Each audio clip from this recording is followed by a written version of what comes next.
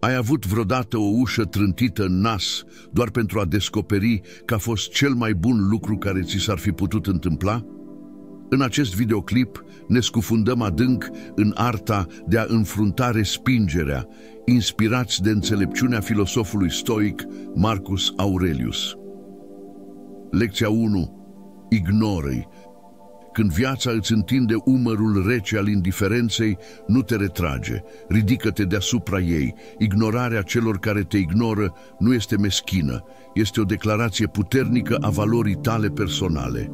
Alegând să nu te implici, spui, eu valorez mai mult. Concentrează-te pe viața ta, pe obiectivele tale și pe fericirea ta. Cufundați-vă în activități care te îmbogățesc, fie că este vorba de lectură, de sport, de învățarea unei noi abilități sau de a te bucura de compania celor care te apreciază. Lecția 2.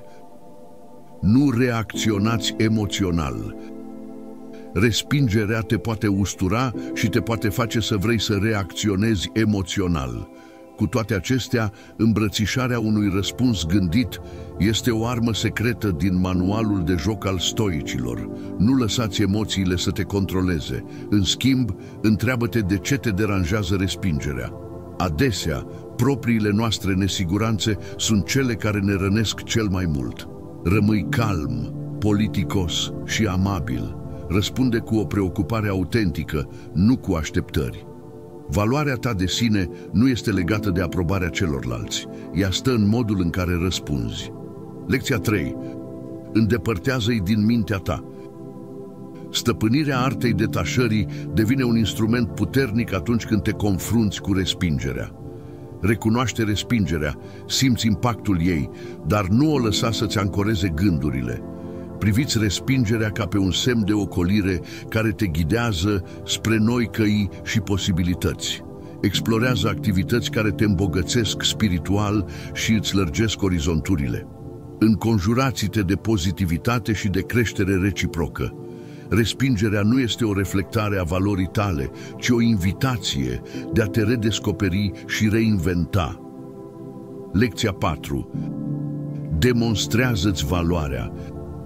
Respingerea este o oportunitate de a-ți dezvălui curajul. În loc să te ofilești sub greutatea ei, privește-o ca pe o șansă de a străluci mai mult, fără a fi descurajat de umbrele respingerii. Lucrează la proiecte care îți evidențiază abilitățile sau oferă-te să conduci noi inițiative. Valoarea nu este diminuată de neglijența celorlalți. Este o oportunitate de creștere. Fiecare eșec este o pregătire pentru o revenire. Acceptă întregul spectru de emoții și mergi înainte cu grație. Concentrează-te pe călătoria ta personală și lasă-ți realizările să vorbească de la sine. Lecția 5. Dovedește-le că se înșală. Transformă respingerea în combustibil pentru creștere. Perfecționează-ți abilitățile nu pentru aprobarea celorlalți, ci pentru a-ți depăși propriile limite. Scufundă-te adânc în învățare și exersează fără încetare. Lasă-ți rezultatele să vorbească de la sine. Folosește respingerea ca pe o oportunitate de a-ți redefini înțelegerea capacităților tale. A le dovedi că se înșală constă în transformarea propriei imagini de sine. Lecția 6.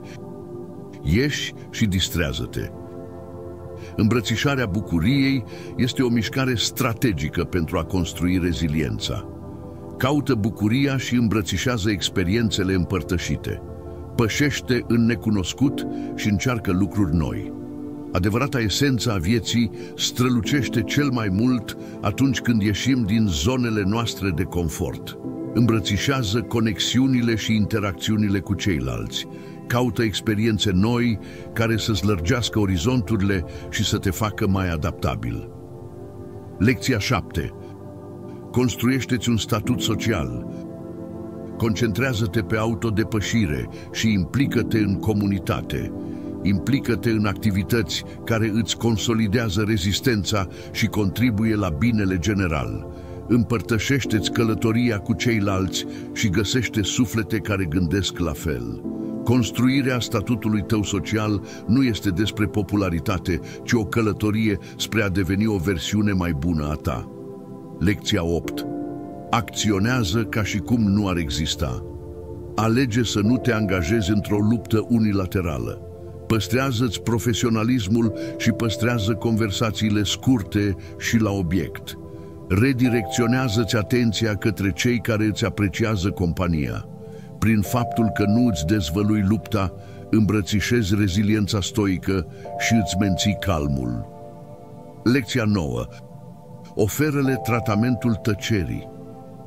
A alege tăcerea nu înseamnă să obții avantajul, ci să-ți păstrezi demnitatea.